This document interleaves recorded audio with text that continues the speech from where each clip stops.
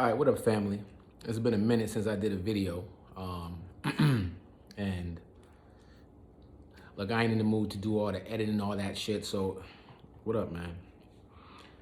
So this is just gonna be raw, uncut. Whatever mistakes are in there, they're gonna be in there, and that's what it is. Hopefully, I can get through it without my dog Hef being all in the video, because that's what he does. Come on, say hi real quick. All right, sit down, sit. What part of SIT you don't understand? Sit, homie.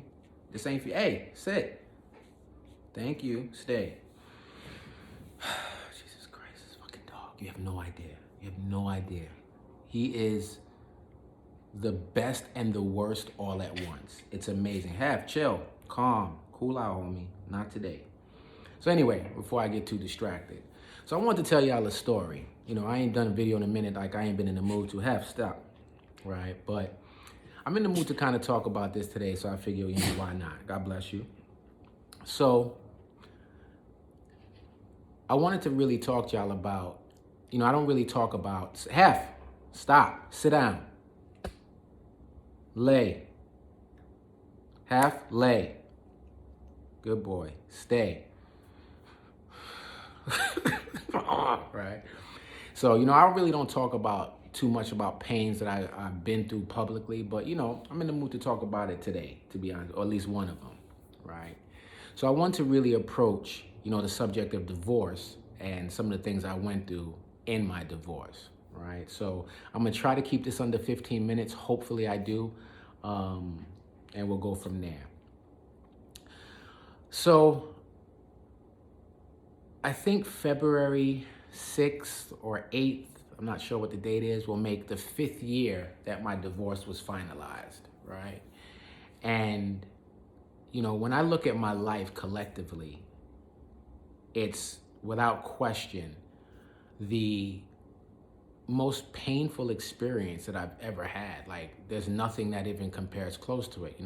Fortunately, my parents are alive. I haven't experienced that level of loss. So that's the barometer for right now. So before I continue, let me back up.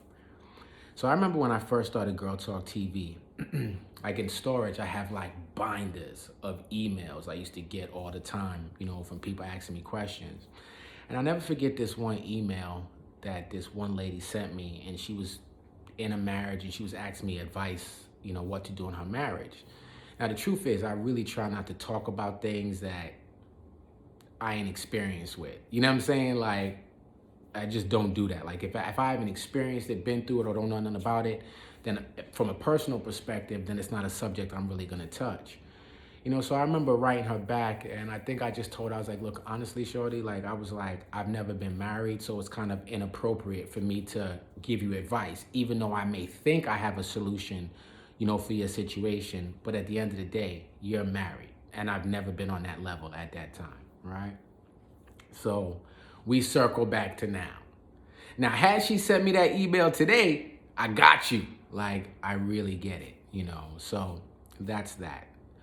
So back to sit down, man. Go sit down, B. Come on. So, going back to it being the most painful thing I've ever been through, that's just the truth. And, I'm making this video for anybody else who's been in that position, gone through it, and really kind of what to expect. So to give you guys kind of a little background, I was probably the worst husband imaginable, right? That's probably me being dramatic. I don't know if I was that bad, but I didn't understand the big picture of what marriage was. Like, I just didn't get it. You know what I mean? Like, if I'm being honest. And what I also didn't understand at the time is that once we started going through the separation and the divorce process, it was actually the first time in the 8 years we spent together that I realized how much I loved her, right? Like, it's crazy. Like, I had no idea the feelings that were within me. And I think a part of it is because like I'm terrible at love. Like love is not my strong suit, if I'm being honest, right? I didn't grow up in a loving household. Love wasn't a prominent part of my family. So in essence, love is a very unfamiliar area for me to delve into, right? And just to give you an example, right? So let me tell you who I was, right? So you got to remember, I was always naturally confident, right? I had extreme confidence at one point. I don't think I have the same confidence now. I think when you get older and you experience things, you kind of get knocked down a little bit. And that was probably really good for me because I was probably way over the top. So to give you an example of that, so me and the ex, we used to always go get coffee at this gas station, right? And we would always go there because like I'm not a Starbucks guy. Like for whatever reason, I think Starbucks just makes the worst coffee, but people love it, right? But in this gas station, like they had decent coffee, but you can make your own coffee. So we would go there like a couple times a week, and just make fantastic coffees, right? Like it was crazy, cinnamon on the top, the whipped cream. Like, nigga, I was a coffee king, man. I was a barista. I don't know if that, barista's like a woman, so we're gonna go with barista, dope. So anyway, that's what we would do. So, you go to the store enough, you see the workers and they get to know you. So I remember one day there was this black lady there and she was super nice. She was probably like maybe 50 at the time. Like she was a grown up, and I'm in my 30s at the time. And, so one day we go in there and she was like, she looks at me and she like, you so lucky. And I'm like, and she was referring, because, to my ex-wife. She's like, you so lucky. So I looked at her, I was like, I'm lucky. I'm like, yo, she lucky. Right? And I meant it, right? I was like, yo, she lucky. I ain't lucky, right? And, in truth, hefts it out. In truth, I did feel that way. But what I didn't understand at the time looking back at it is that even if you feel that way, when you with a woman, she's the one that requires the praise, so let her have it. So what the response would have should have been, is, you're right, I am lucky, right? I'm so blessed, right? But that wasn't me. Like, I'm the type that like, nigga, I'm the one doing all the work here. Like, I'm the one putting up with it, so she lucky, right? So that was kind of my attitude to give you a preview.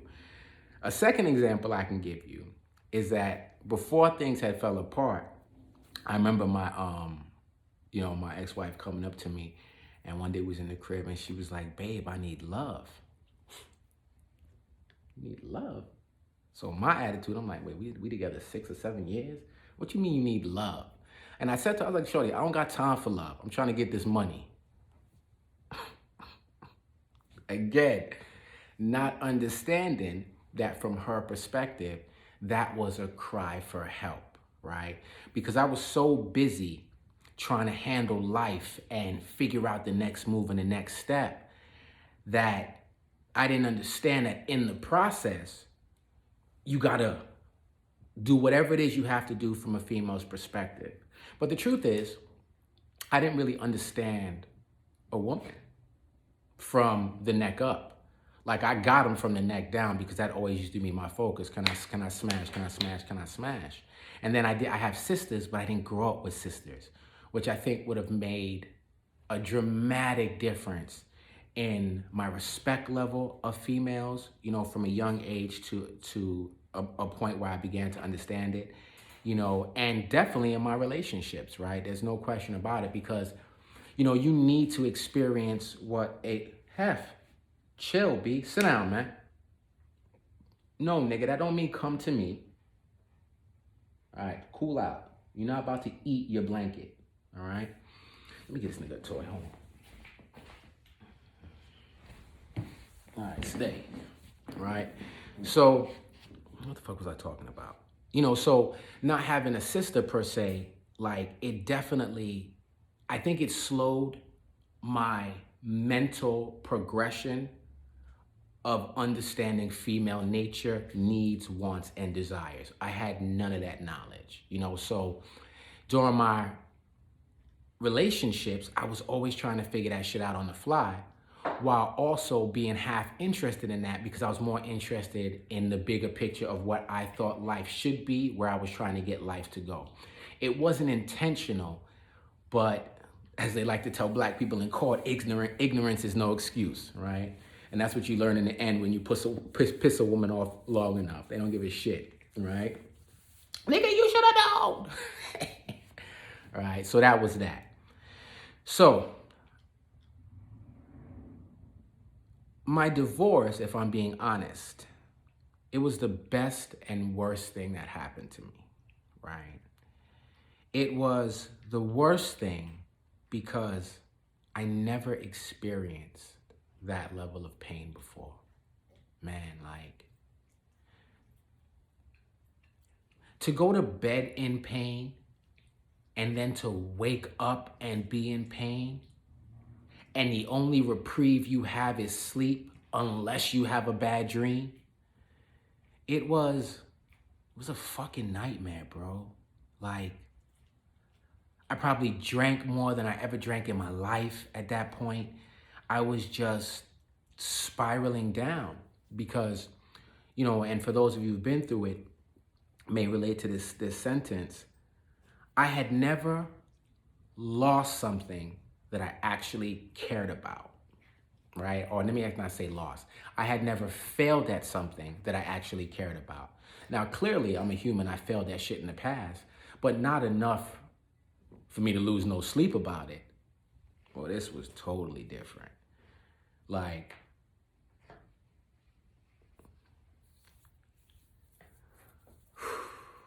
boy, there were some dark days and dark nights, family. I can't stress that enough. It was horrendous, and you know, I was very fortunate to have a support system. By support system, I mean friends that would sit on the phone with me and listen to me repeat myself over and over and over again. I said the same thing for months, and I was very gracious to have people that would endure it, to be honest with you. But I think they understood that I was going through the grieving process, and I had never been through a grieving process, so I was the worst at that too, you know. And I remember during that process, I had a few friends, and I'm shout out to Joyce Winkler, Queens, New York. Joyce is my friend today, but I remember when I bagged her. That was so funny. Pulled up to her, and I pulled up to her, and I had just broken my hand, and you know, I pulled up to her. I was like, "Yo, shorty, you look good. Come here." And actually, I think I hopped out, and she was like, "What happened to your hand?" I said, "Don't you worry about all that. What you need to worry about is what's about to happen to you." And she started laughing, and life goes on.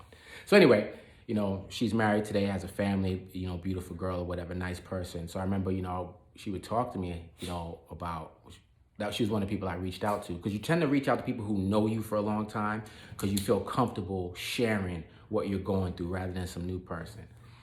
And I remember, man, she used to piss me off so much, right? Because she'd listen and she'd be compassionate, she'd be empathetic. And in the end, she'd be like, "Listen, man, don't worry, you'll be all right." And she would say that all the time. And every time she said that to me, I swore on my mom, I wanted to kill somebody. Because I was in so much pain, my brain or body couldn't even process the thought of you be all right. Fuck that mean I'm gonna be all right. Bitch, I ain't all right now. I'm fucking struggling, right? Like, I was going through it. Like, it was so funny when I look back today, you know. But in the end, she was right. Like, you'd be all right. It took some time, but, you know, you'd be all right, you know. But, you know, when you're going through something like that, you can't hear that. You can't hear that. You can't feel it. You can't process that. And that's where I was, right? Have stop. This ain't about you, homie. So, the reason why I say it was the best thing that happened to me is because if I'm being truthful, and when I think about it, my going through that experience, it kind of made me an adult, right? Like, I think before, I always looked at things from a Disney perspective. That's what I call it. You know, very childlike in mind. You know, you're still mature and you're still trying to handle things, but you're not really looking at things, you know, from a realistic perspective. And even going back to the time where, you know, I told Shorty when she was like, "I need love." And I was like, "I don't got time for that right now."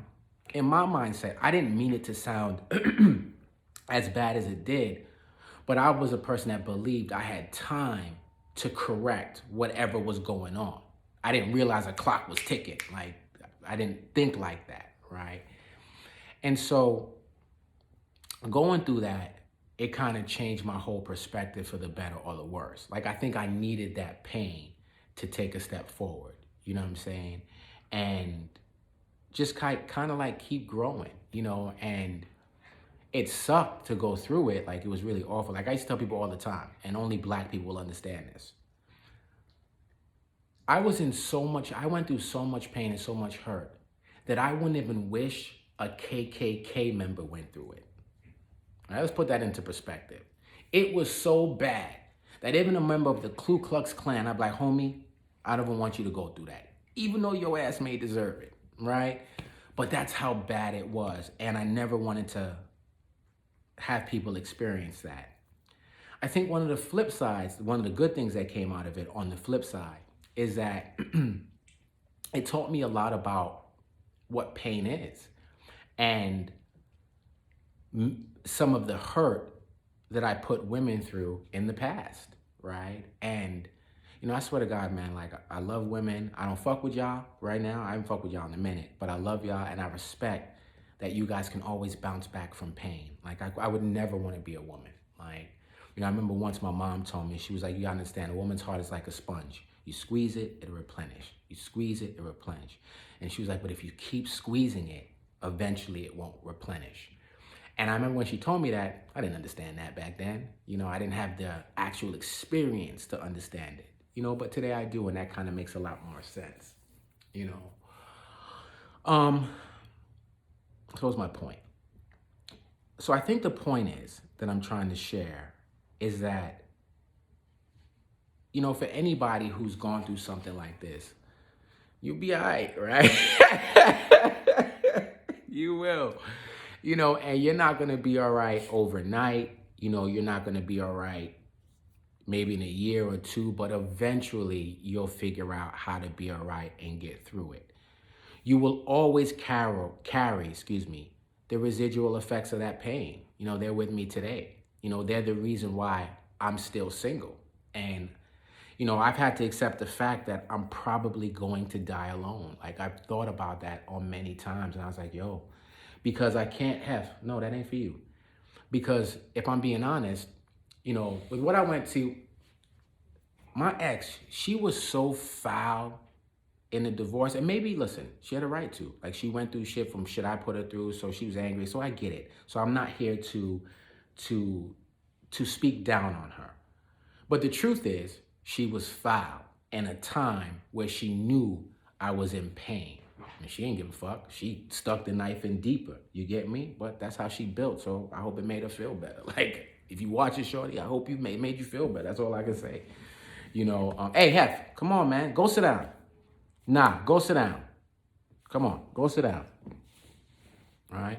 So, you know, but if it made her feel better, then, you know, more power to her. I could really care less about that. But, yo! That's why I gotta put you in the camera, because he don't be listening. You know, listen, you should never turn down love, because it's all love for him. Like, he's a lover more than anything. But enough is enough. So, you know what I was saying.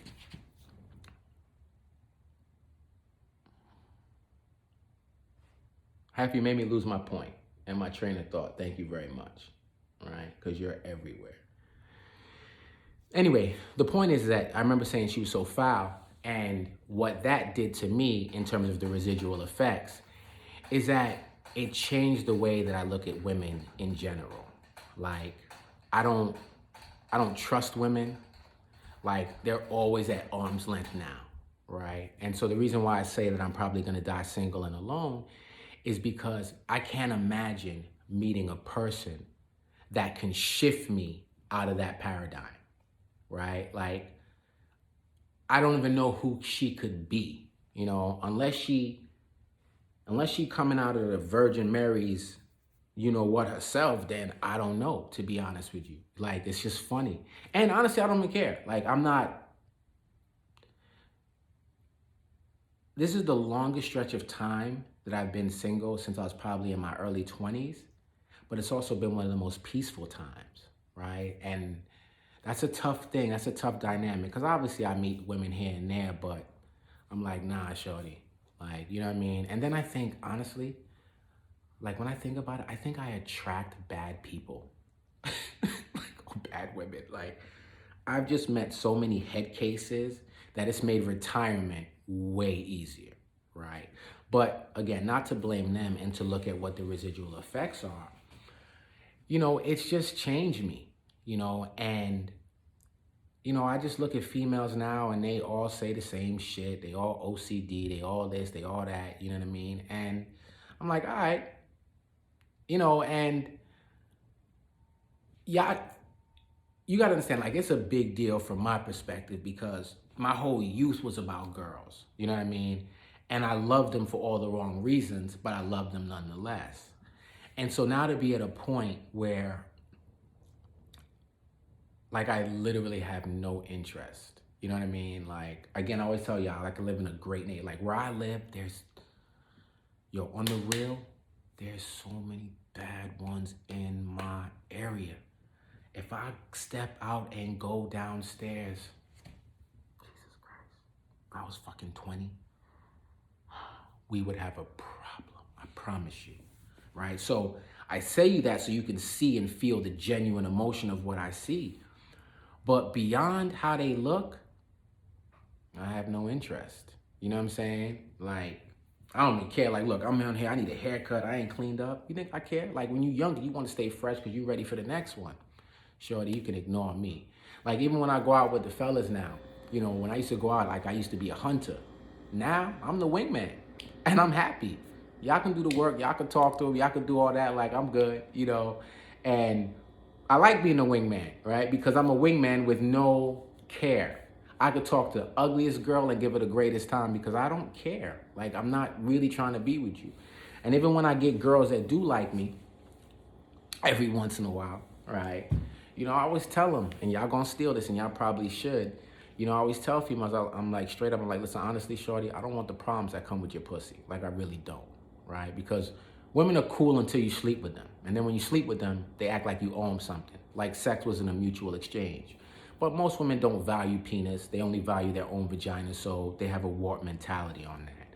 And so it's got me to even stay away from that, to the point where my boy said to me the other day, like, I went and seen him. He's like, yo, homie. He was like, what's up with you and the chicks? I was like, yo, B, I don't got nothing for him, right? He was kind of just quiet and shocked. I was like, yo, for real.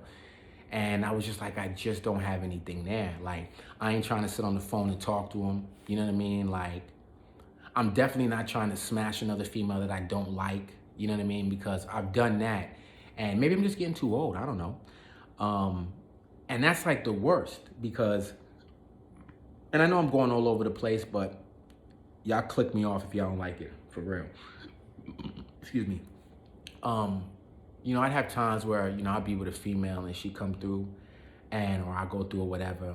And, it's a lustful connection. And what I found is that where I'm at in my journey is that the worst part is after lust is over, right? Because if I'm not into you, now I have to tolerate you. You understand? And I gotta go through this 15, it's never that short, me lying. I would say this 60 to 120 minute period of waiting for her to leave, right?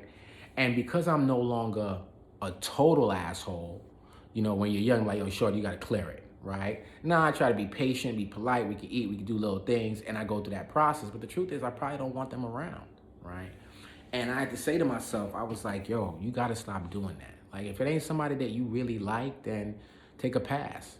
And that's always been easy to do, but it's so much easier today. Like, where I'm just so indifferent. Like, it's scary to be as shut off as I am. And to not know, will I ever be able to turn it back on? Or will somebody inspire me to turn it back on? And I doubt it. For that to happen, I'd probably have to travel outside of America to meet somebody who inspired me. But I don't think I'd meet somebody in America who will inspire me. Like, I highly doubt it. But, I've been wrong before. And, but I would have to open myself up to these opportunities, which I just don't. I remember once recently I went out and I saw this girl that I genuinely really was attracted to, right? And she was clearly attracted to me. And we were looking at each other, and I just looked at her and I walked away. I actually regretted that one, if I'm being honest. Like, that one plagued me for a while. I was like, why did you do that? But I'm on my I don't give a shit, right? And when you're in that mode, you do those things. But that is one I regret. But there's many more that I could care less about, right? But that's the one that stands out. So my point is that it shut me off going through that experience. And that may be a little unfair because I don't want to say that all females are the same, but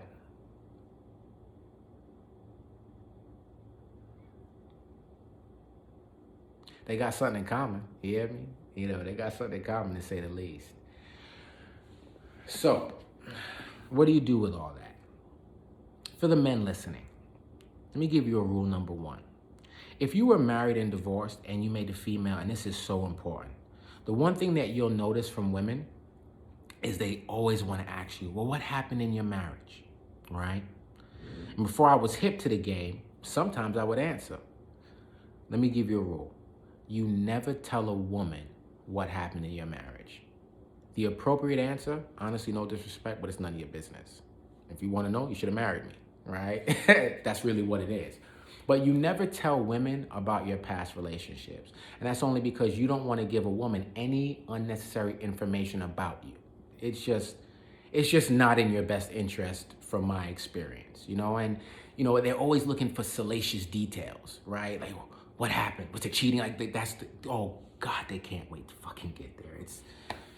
It's sad to know that most of these women really are sideline reporters for E! News Network. Like, it's really crazy. Like, it's just crazy. So I would advise you never speak about it, because the truth is, one, it's really none of their business, and it really doesn't matter, right? Because that didn't include them. It was in the past, so don't do that.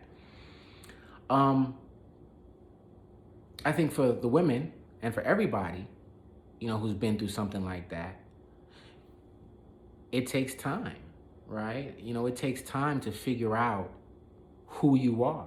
Because I think the biggest thing that I had to go through is I had to rediscover myself.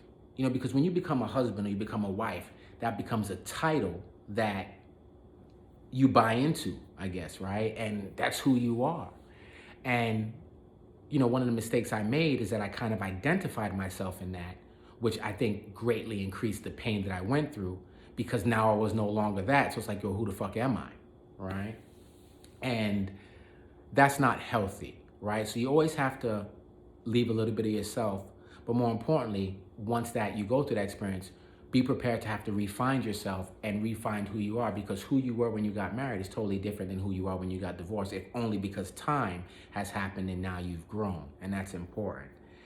And so, it kind of reminds me of this argument that I had with her once, actually following the gas station thing, because I don't think she was too pleased about it. I don't know if it was the same day, but it kind of came back up. And she was like, what you mean I'm lucky, right? And, I explained to her, and I said to her, which I ended up proving to be right. I said to her, I was like, you lucky because everything you do for me, you would do for anybody, right? What I do for you, I wouldn't do for anybody, because I'm not wired like that. Like, I ain't the type of dude that, all right, let me say it like this. A chick can't bag me, right? I remember I was watching this show the other day, and this woman was like, if I wanted your husband, I could have him. Which for the most part is probably true, because she bad, men, oh, she bad, I want to be with her. That don't work on me. Like, a woman, you can't take me, like, because I don't fuck with you in the first place. You hear me? So your little things don't really work on me, right? So I remember I said that to her, and I was like, listen, shorty, everything I do for you, I do for you. I wouldn't just do it for everybody. I was like, you do it for anybody. Like, that's who you are, right? And, I remember when I heard through the grapevine that she got remarried, right? I was like, see, I told you. Like, I felt vindicated. Like, that meant so much to me. And God bless, I hope she's happy and everything is good. But that made sense. And that's the point I was talking about, right? And why I felt the way I felt, because for me to do this, it's taken a lot because I don't get that to everybody. You, shorty, you'll be with whoever. And that's what I began to realize over time. You know what I mean? Right, wrong, or indifferently, that's how I felt. So it was very funny when I heard that, I had quite the chuckle because I was like, I told y'all, man, like, y'all think I be bullshitted. So, that was that. But, I don't want to get too sidetracked. So anyway, but the point is that you're going to have to find yourself. And sometimes it may not even be because you're married. You could be in a long relationship and you kind of lose your identity. And that takes a while to get back. You know what I mean? Like, for me personally, in this 5-year journey, you can really knock off 2 years, right? Because from when I get divorced, 2016 to 2018, I was angry, I was depressed, I was going through so much things, right? Like I wasn't even me. You know what I mean? Like I don't even know who that dude was, if I'm being honest with you, right? Like I'll give y'all a story. It was so bad. Every night for like a month, I used to watch this show called Snapped, right? And it's when like people in relationships, they kill each other, right? And I've never been one for extreme violence or murder or something like that. But I used to watch that show and I'd be like, I get it. I get why a motherfucker will kill somebody. Yeah, I promise you. Every night I watched it for like a month, bro. And then I was like, okay, I gotta get off this shit. This shit is madness, right? It's just madness, right? But it was the first time that I could relate to the emotional trauma that can be in somebody that can make somebody lose it. And that's when I realized how dangerous love can be if it goes toxic. And I wasn't aware of that before. I didn't think I was somebody who can be toxic in an emotional moment, because the truth is I was never really in touch with my emotions. You know what I'm saying? And that was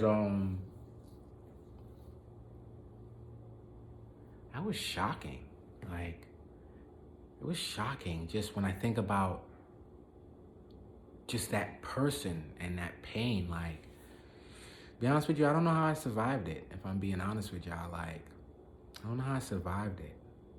People kill themselves or kill other people for less. You know what I mean? Like, or for more, whichever one's appropriate in this moment, in this commentary.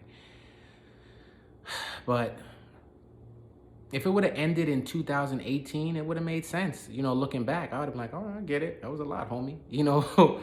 But Black people, we don't really off ourselves like that. We ain't really built to do that. So maybe that's what saved me. But, it was just a lot, And so going back to the good or the bad that came out of it, the good that came out of it when we were talking about, understanding hurt is that now I'm moving away where I will go out of my way not to hurt somebody. Like I'll over communicate, like I'll really, really try, because I don't want to put, and not saying that they care about me enough to even feel that way, I suppose, but I don't want to put that energy on somebody because I didn't like how it felt. That was not cool. And it took me at least 2 years to begin healing, if I'm being honest. I didn't start feeling halfway decent until 2019. So that means 16 sucked, 17 sucked. No. About 2018. And 2018 when I started getting back on the ball, I would say.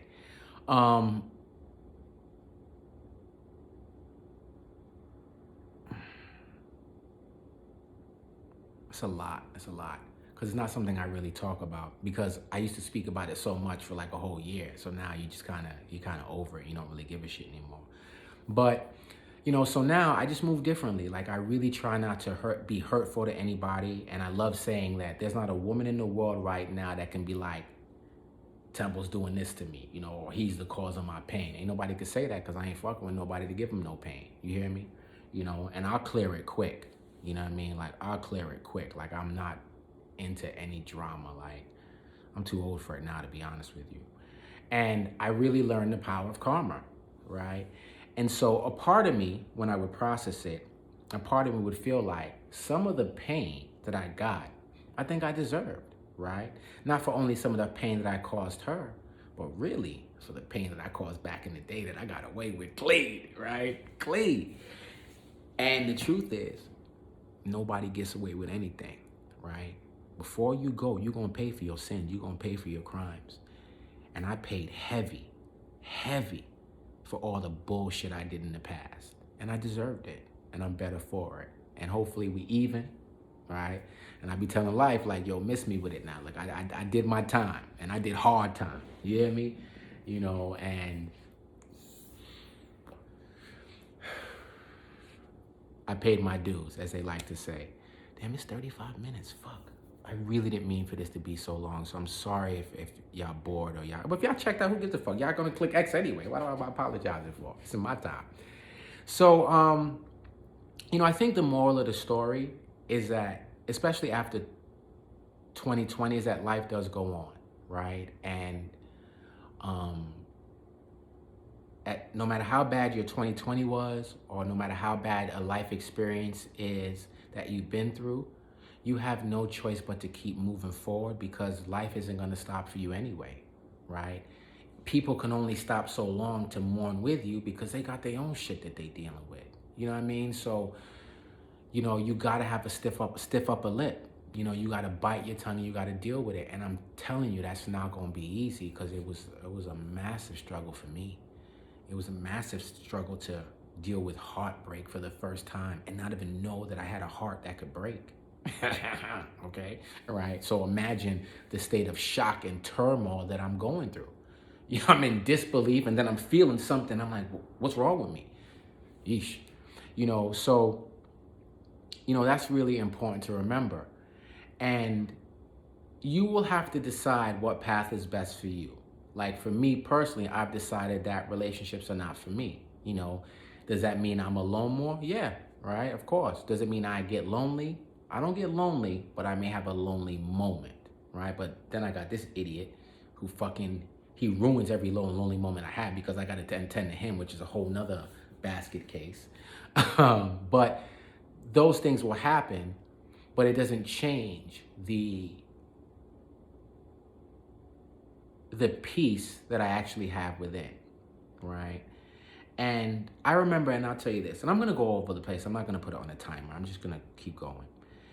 I remember, you know, for a while, I used to watch Being Mary Jane, right? I found the show entertaining, and I watched it for a little bit, although I thought she was a little hoish, but that's neither here nor there.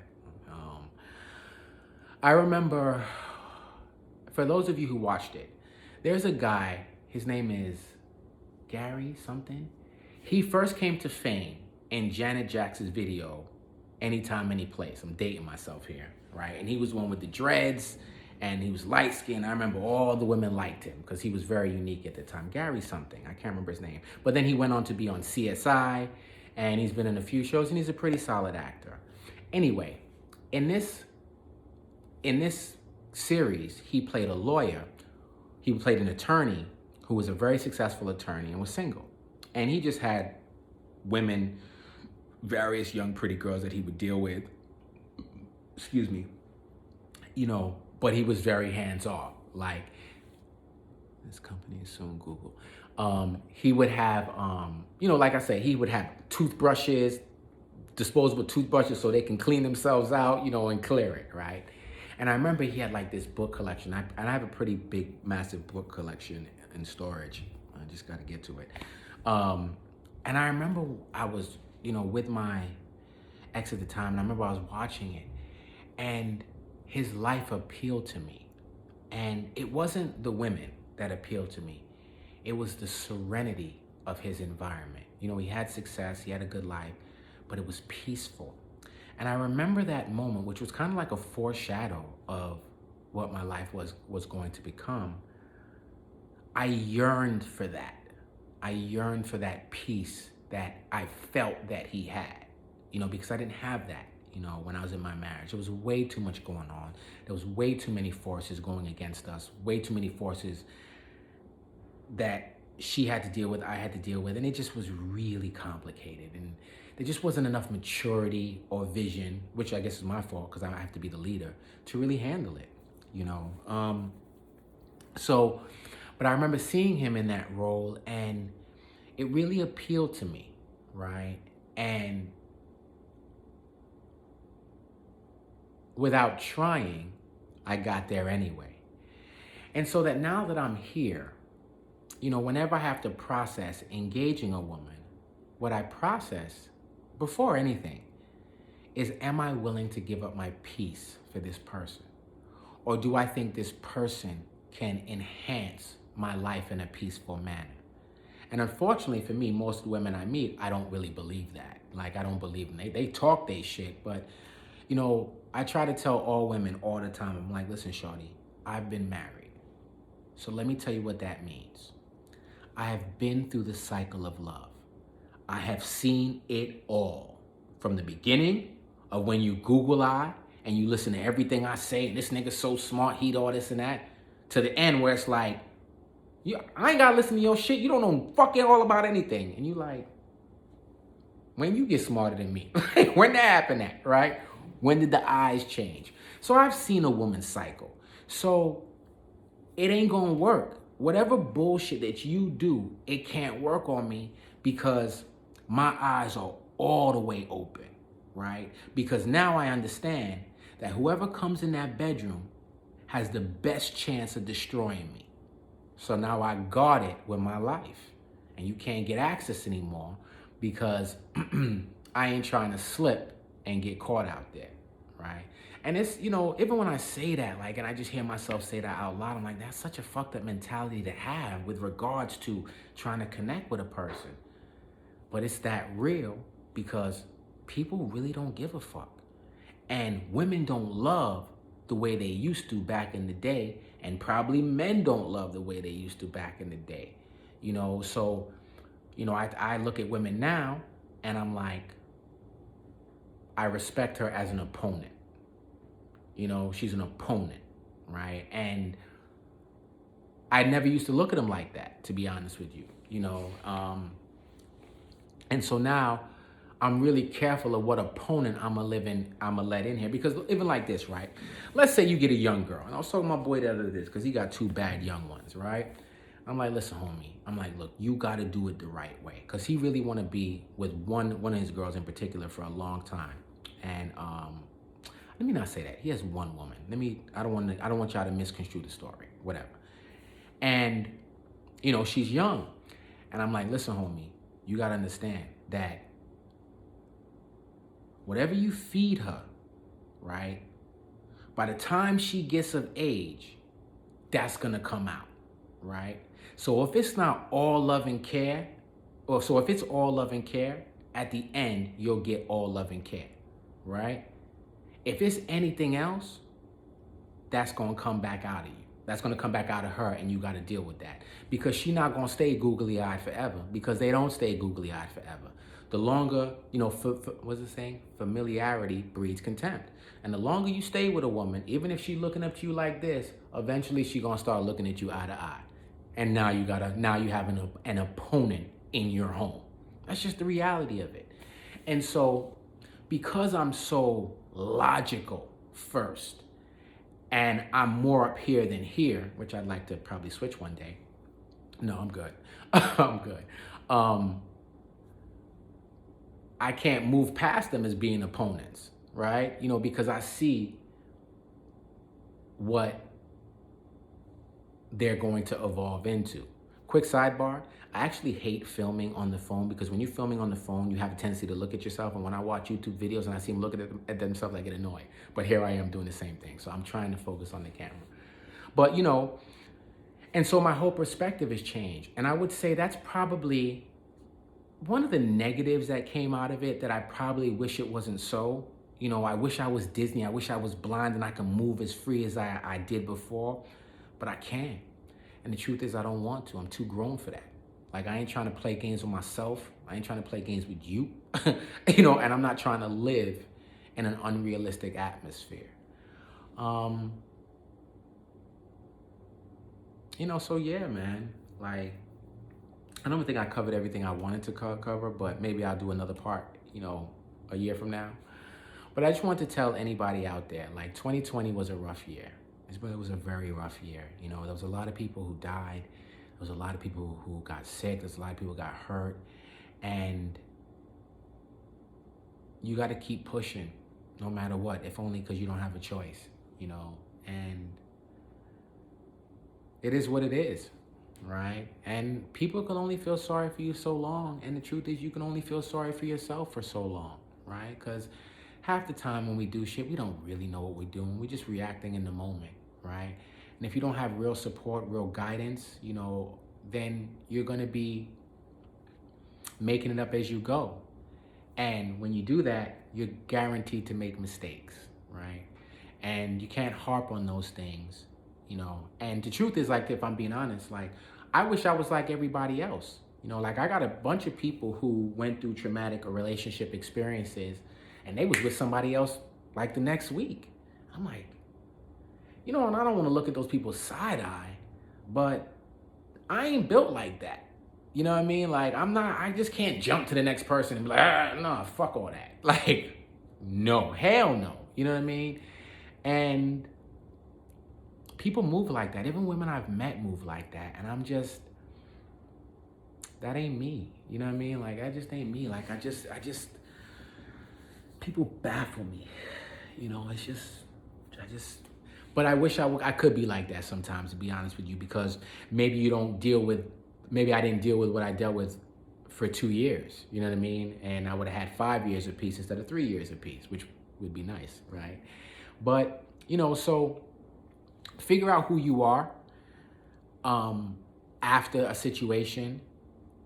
If you don't know who you are, decide who you want to be and work to being that person. And that's all you can really do. And if you do that, then the truth is you're going to come out on the other side and be all right. So that's all I got. Listen, I don't know if it's going to help anybody, but I hope it does. Love yourself. Believe in yourself. Don't let people that you may care about, love, or even hate take away from the character that you know is inside of you. And if you have poor character, correct that shit, right? Because life is watching. And life don't care if you handsome, it don't care if you pretty, it don't care if you rich, it don't care if you poor. Life will balance you, right? So avoid the balancing, because the truth is, you ain't ready for that. Excuse me, life, you don't want what life is willing to dish out, you know? So get your shit together so you don't have to deal with it. You know, and that's the best thing I could say. Don't take everything personal. You're gonna fail.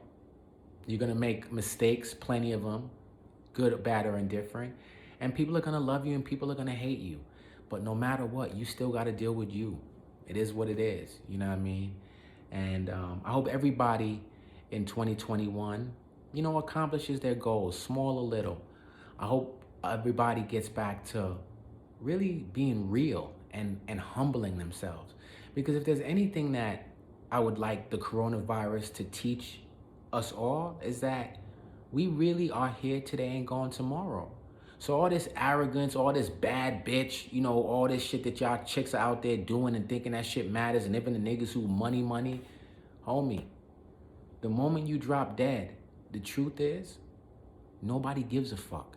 Outside of the 5 people who probably really loved you, mommy, daddy, auntie, sister, brother, grandparents, friend, nobody's gonna give a shit. So it's not real. The only thing that's real is what you contribute to the world in general, even if it's giving a homeless person $1. That will have more benefit to you, unbeknownst to you, than having your hair, your makeup on fleek. These fucking chicks. And truthfully, sidebar, all y'all chicks look alike today. I don't even know who's pretty anymore. All y'all look alike. Maybe that's why I'm out of the game. So enough of my bullshit. So anyway, love each other, love everybody, and I'll see y'all in about 9 years. Holla at me.